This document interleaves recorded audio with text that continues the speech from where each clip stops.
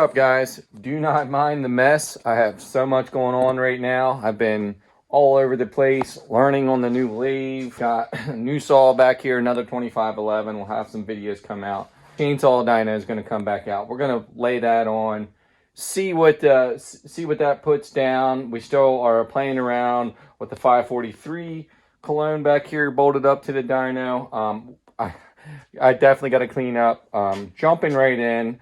As you know, Project Motorcycle Dyno is coming along, and so I want to get the RM80, aka 85, I should say, because we're going to convert to the 85 cylinder down here. So this video is just going to be about us converting this over from a RM80 to an RM85.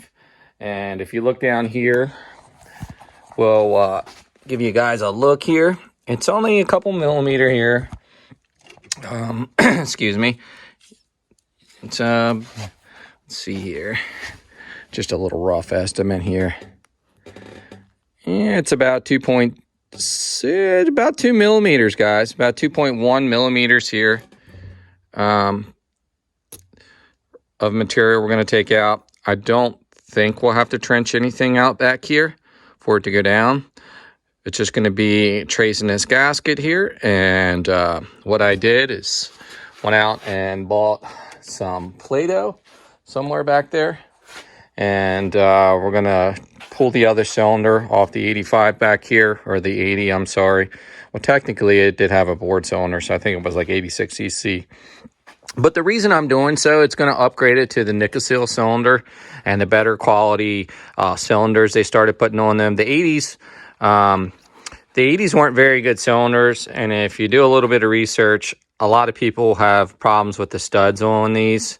And when you helical them, it's just not quite enough space, and it just doesn't work out very well.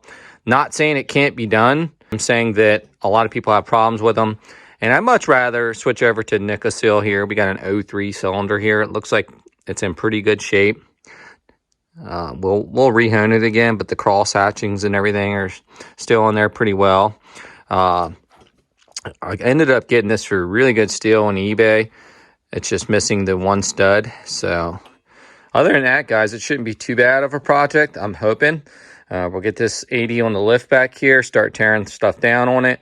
And we're going to work on trenching these cases out. And if I mess up, I got spare cases over here. So you might say, well, why wouldn't you just get a whole 85 engine? Well, I got two cases for that bike, or two bottom ends, I should say, for that bike. So my thought is, why buy another engine when I have two bottom ends for it? So we're going to move with trying to put this on. We'll get the bike on the lift back here and start working on this thing. All right, guys, have a look here. So I was a little concerned that the cylinder didn't come with the linkage here, but it did come with the power valves, which is awesome. A lot of the cylinders do not have those. Obviously, you can get more money by pulling those out and selling them separate on eBay. I was concerned about the linkage piece not being there, and it looks like that's going to all work pretty much the same. And even this little cover plate fits right on there perfectly. So that's awesome, guys. So it's looking like we might look out there to see if that front power valve plate fits as well. It's looking like, they kept everything the same. They just kind of redesigned the head a little bit, but still went off the older platform, if that makes any sense. So I just wanted to chime in there and show that, guys.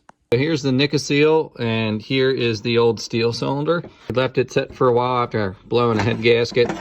And if you have one of the older 80s, it's probably a good idea, if you blow a head gasket, to go ahead and get it apart, because we started to form some rust there. It's wiping right off by the finger.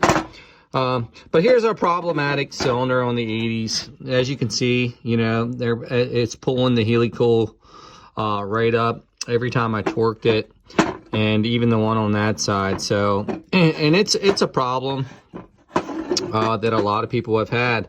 You can see the differences in the casting on the aluminum, a little bit different shade. So I think they use better material on the newer style cylinders. There's a look at the Nicosil cylinder. I mean, there isn't a whole lot of cleanup work for those transfers. That's pretty good quality work there. Obviously, this is sleeved, and there could have been some major help there with the upper or lower transfers, excuse me.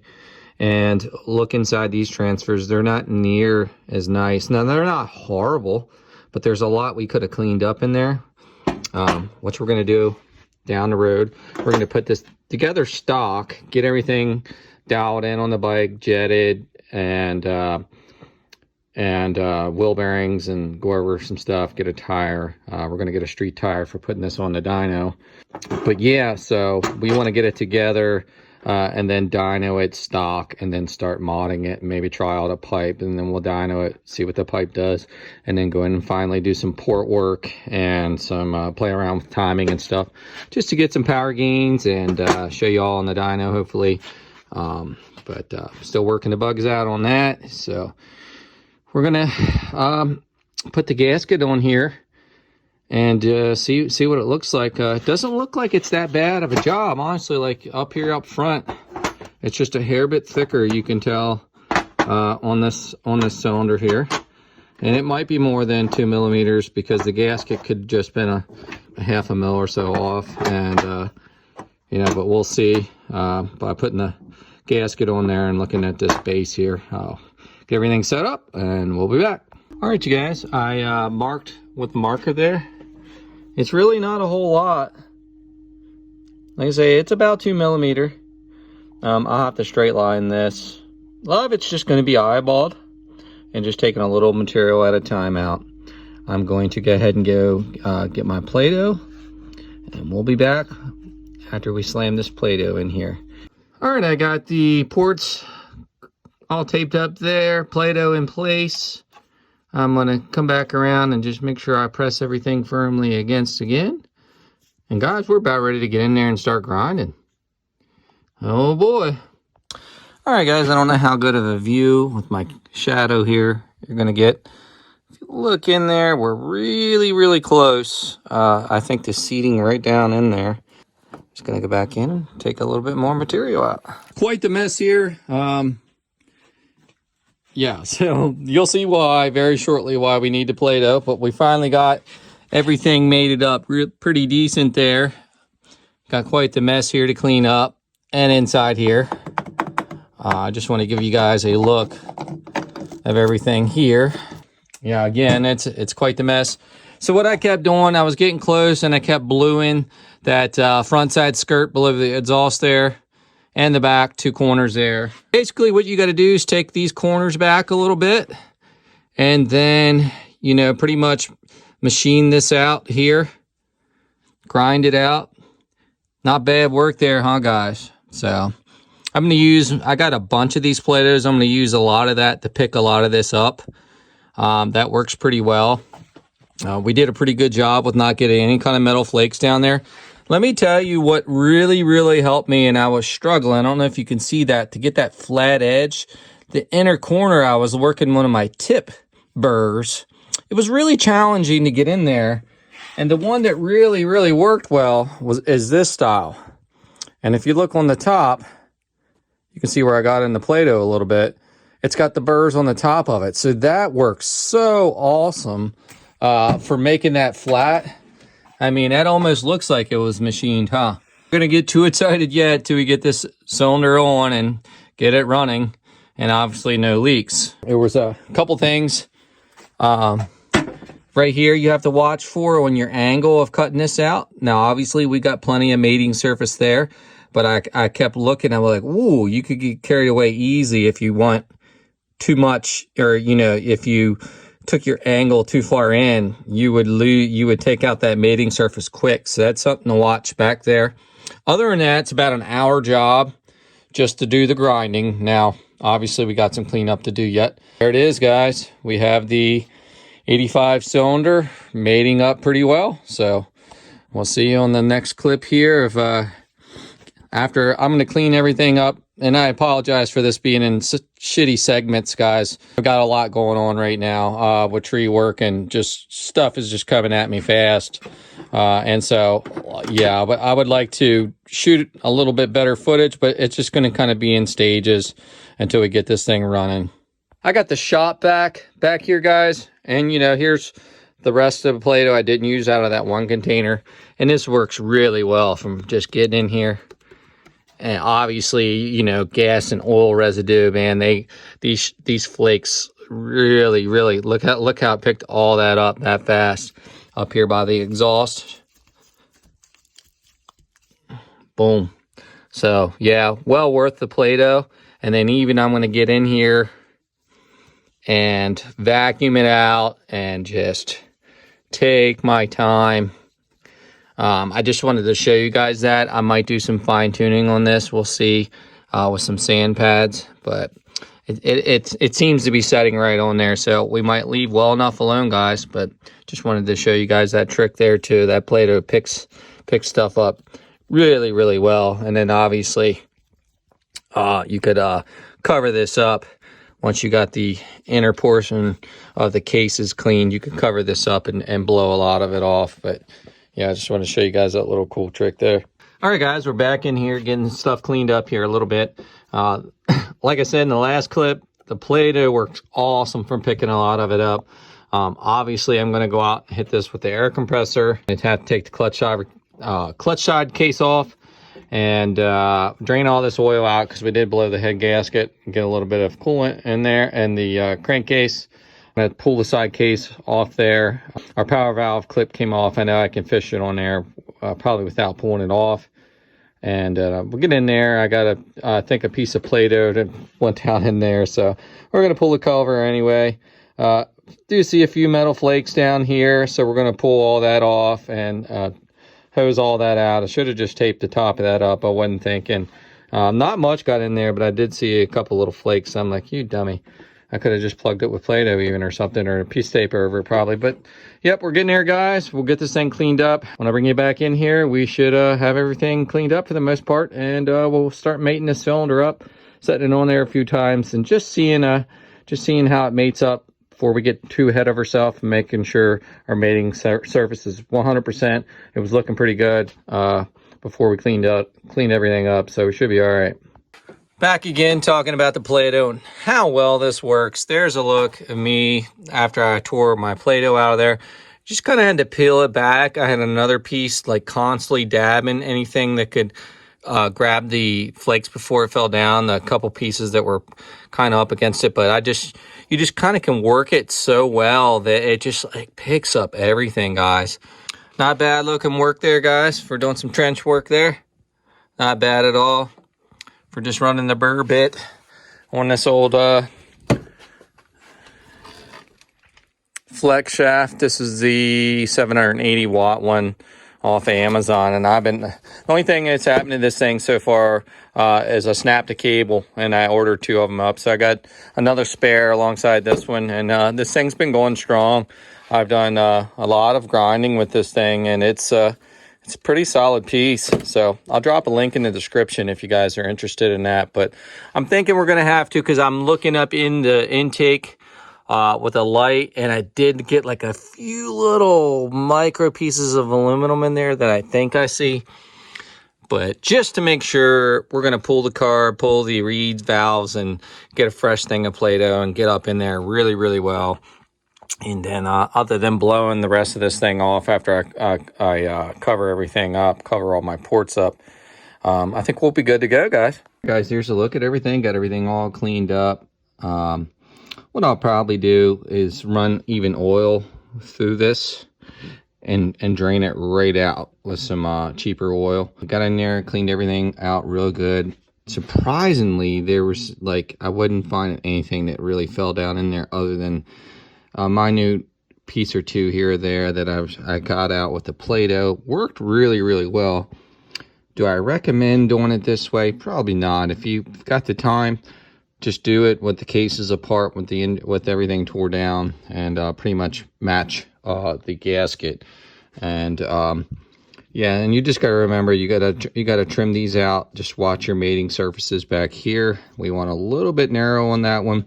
I still don't think we'll have any kind of issue sealing up there, but we're going to get So over here, I got, yeah, you can see my mess, guys.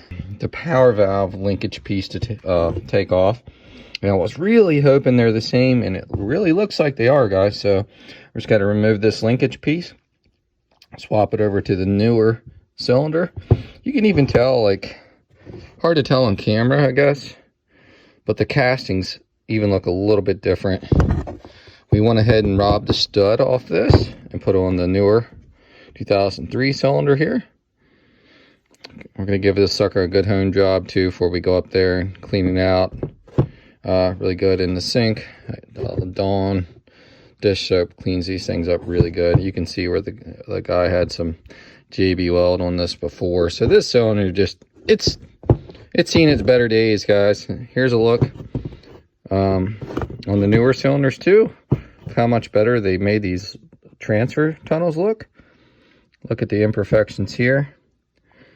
You probably could gain just some slight performance just from cleaning that 80 style cylinder up really good on those transfer tunnels. Here's a look at the uppers. Here's a look at these uppers.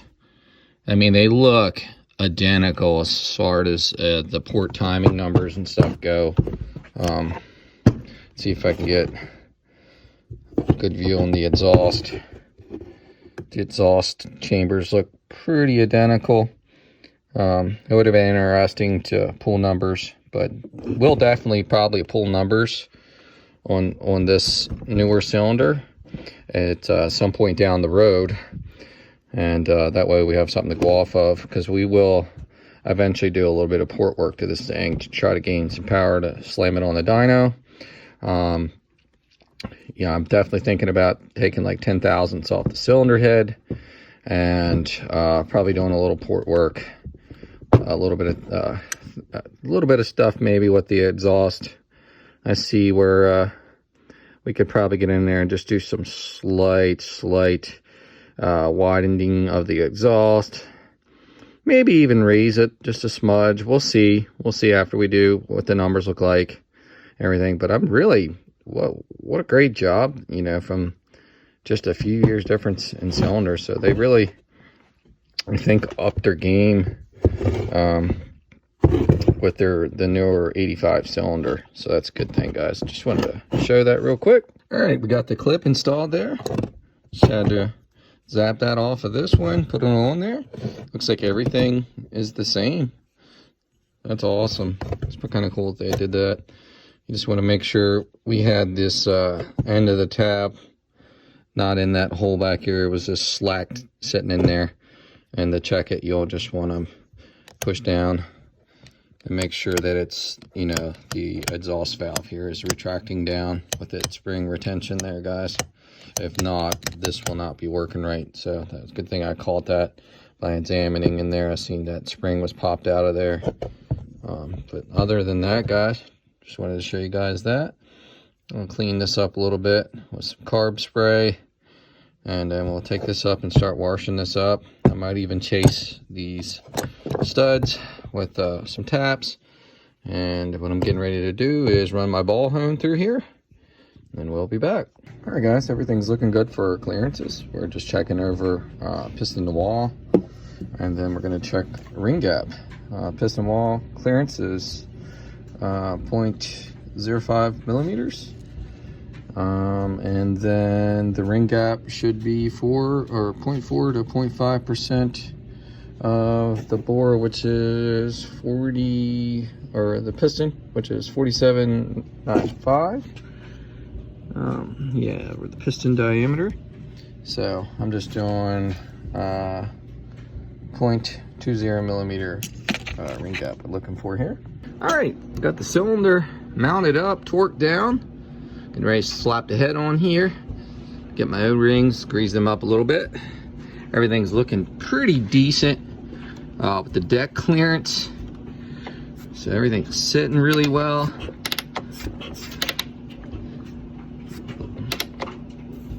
Yeah, it looks pretty good. A little bit of wool residue there. All of our clearances came in spot on, so that's awesome, guys. There's a look at the 85 cylinder sitting on a 80 bottom end. Awesome. Let's get this head on, get it torqued down, and then we'll be buttoning the pipe and gas tank on here, and pretty soon we'll see if she pops off. Now, I have to flush the tranny. I'm gonna do that.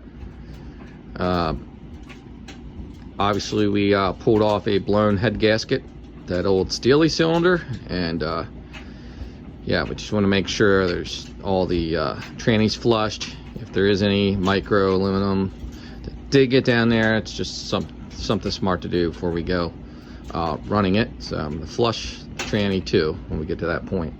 Hey guys, we've got the engine back together. Killer compression, the way it feels. We gained a couple horsepower by putting our Pro X sticker on there. I'm not a big sticker guy, but I thought, you know, I don't run Pro X a whole lot. I think I've ran them many years ago. Big Wasco guy, but thought I'll put that in on there so I don't forget what piston's in it. Anyhow, we're getting ready to flush the transmission and then button everything up, guys, and we will be trying to fire this thing up very soon. Like I say, I'm going to spend the time to flush the transmission. I know that a little bit of water, a little coolant got down into the tranny, and we're just going to flush it out good, probably fire this thing off, and then flush it again, and then put fresh oil in it, and then probably run the bike a little bit. Knock on wood, everything's sealed up on the base there. Knock on wood that everything's sealed up. Obviously, it'd be good to do a pressure test on this, but it's highly recommended. But if you're good enough, you'll know if you got an air leak. The funny part is, the first video I put out on this, and I'll drop a clip right now.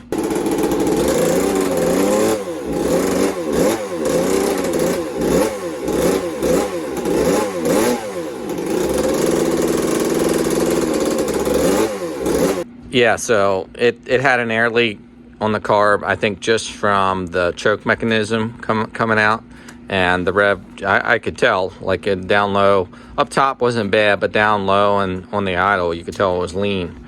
But that's why I always look over the little things first, but we should see you back when we got this thing about buttoned up, and we'll bring you guys in for the first start. I had to get you guys on a ride for it. There's a little bit of noise coming from right at the kicker, and right at the kicker is where I've been having a little trouble. I think it might be missing a shim in there or something, guys. But this thing rips. Didn't change the tune at all. Just with this cylinder, it rips. Now the low speed needs adjusted. The idle circuit, pilot jet, it's definitely I got it all the way ripped.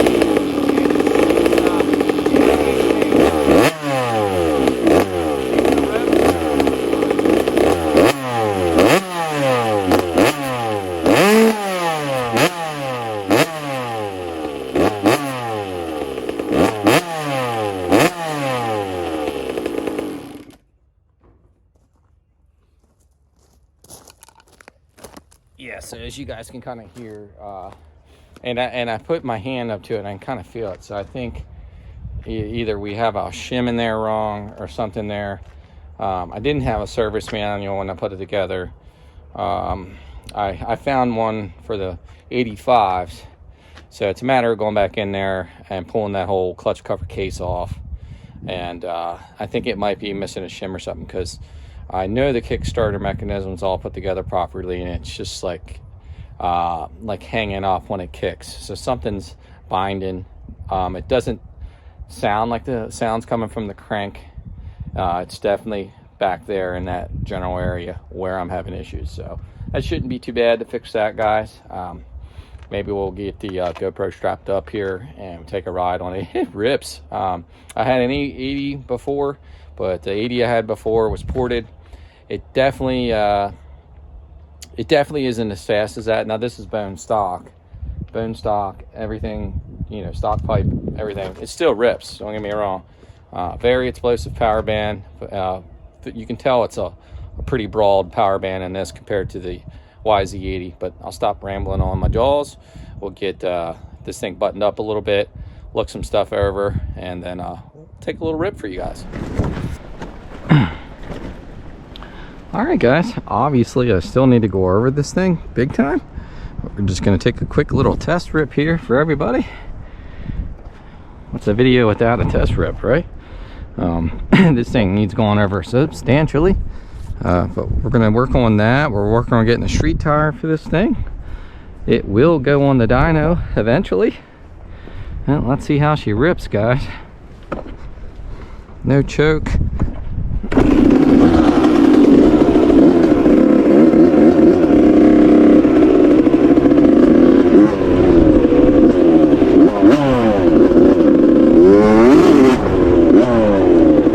Oh, that muddy there, dude.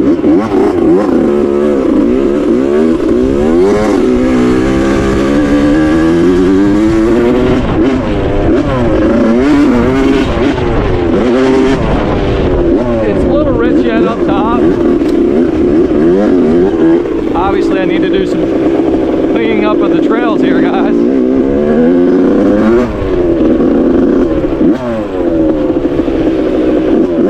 Not running bad though. Does it need jetted? Yeah, it does. Absolutely.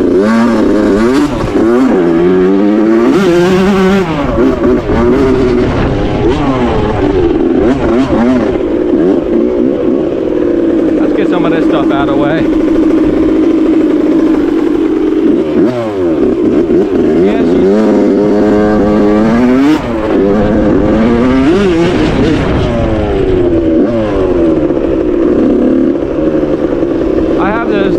Slightly advanced too, so I'm gonna have to check everything out and read my spark plug. We're not gonna get too crazy. She's definitely rich up top a little bit.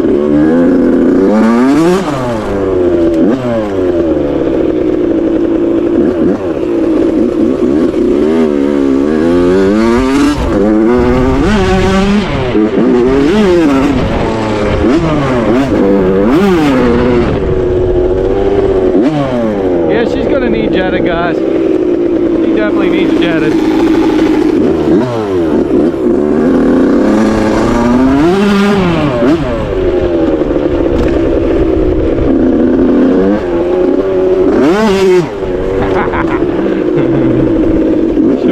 Should we do it, guys? Go through the mud here a little bit. Oh my gosh. Look at this. Jeez, that beast.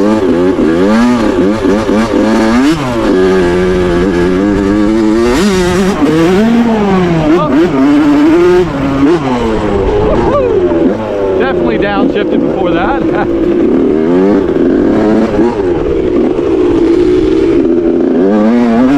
She's fast though, no doubt about it.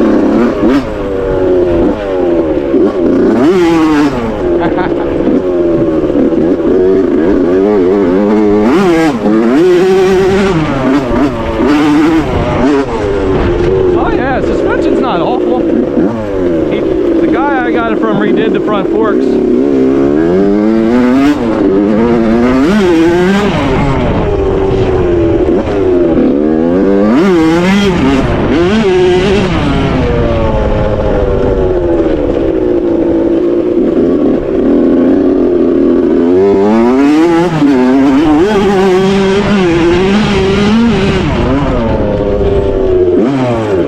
Break it in how you ride it, right?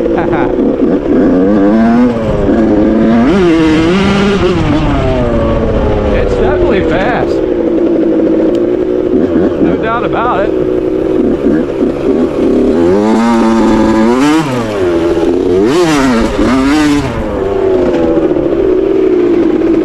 Uh-oh. Oh gosh. Well, we got the throttle moving on us here. So yeah, guys, we're definitely gonna have to go over this whole girl.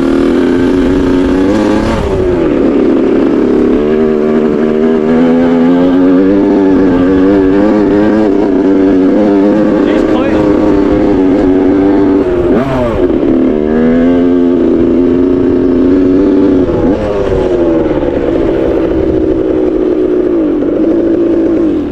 Yeah, she's not too far off I think we could probably lower the needle one, maybe come down on the main jet, and we have to enrich in the pilot circuit.